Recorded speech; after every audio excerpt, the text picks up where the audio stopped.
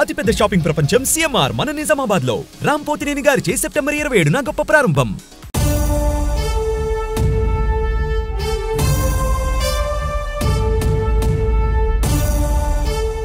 AP BJP chief Rajahmundry Lok Sabha సభ్యురాలు దగ్గుబాటి పురంధేశ్వరికి కీలక పదవి దక్కింది. పురంధేశ్వరికి కేంద్ర ప్రభుత్వం కీలక బాధ్యతలు అప్పగించింది. ఈ మేరకు లోక్సభ స్పీకర్ ప్రకటన చేశారు.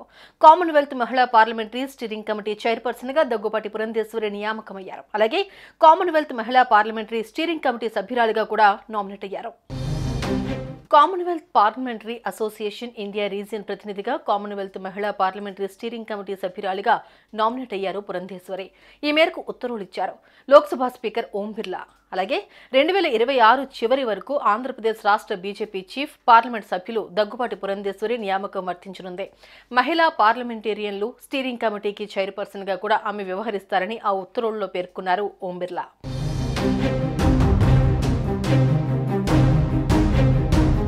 యూపీఏ హయాంలో కేంద్ర మంత్రిగా పనిచేసిన దగ్గుబాటి పురంధేశ్వరి ఉమ్మడి ఆంధ్రప్రదేశ్ రాష్ట్ర విభజన తర్వాత కాంగ్రెస్ పార్టీ తీరును వ్యతిరేకిస్తూ పార్టీకి రాజీనామా చేసి ఆ తర్వాత 2014లో భారతీయ జనతా పార్టీలో చేరారు. అనంతరం ఆమె మహిళా మోర్చా ప్రభారిగా, బీజేపీ ఒడిశా రాష్ట్ర ఇన్ఛార్జిగా వివిధ హోదాల్లో పనిచేశారు.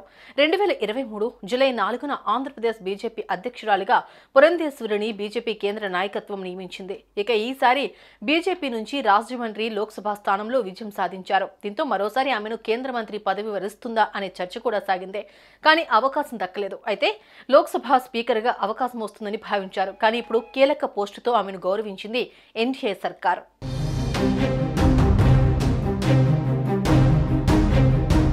ఇక ఈసారి బీజేపీ నుంచి రాజమండ్రి లోక్సభ స్థానంలో విజయం సాధించారు. దీంతో మరోసారి ఆమెను కేంద్ర మంత్రి పదవి వరిస్తుందా అనే చర్చ కూడా సాగింది. కానీ అవకాశం దక్కలేదు.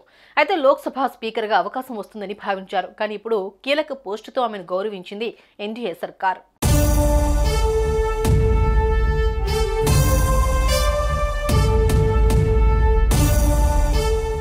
సుమన్ టీవీలో మీ పర్సనల్ అండ్ బిజినెస్ ప్రమోషన్స్ కోసం కింది నెంబర్కి కాంటాక్ట్ చేయండి.